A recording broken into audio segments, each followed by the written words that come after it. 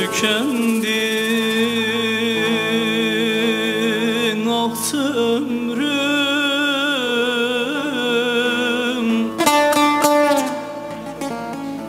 dilde sermaye olan bir ah kaldı gülüm aman.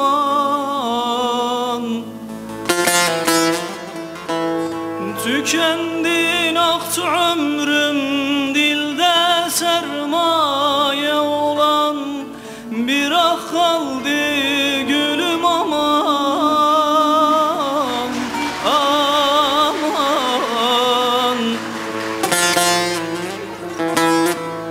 sanırım derdimi lokmana gösterdim. Sanırım derdimi lokmana gösterdim, dedi eyvah, eyvah.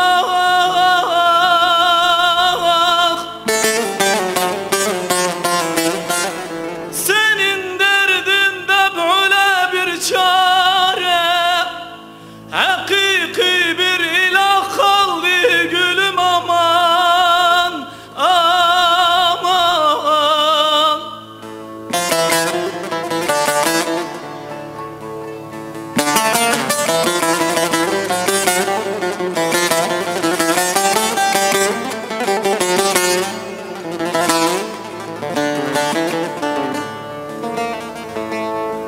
ne kara günlerden beni halk etmiş Mevlam, ne kötü günlerden beni doğurdun zavallı anam. Tutuldu şemsi baktım gonca güllerin, simsiyah kaldı gülüm aman. Aman, elimde bir keşkül, başımda bir küllah, o da bana sermaye kaldı.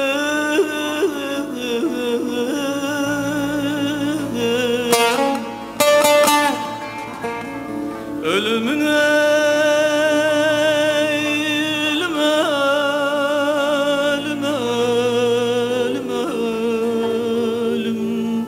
sebebim sensin oy.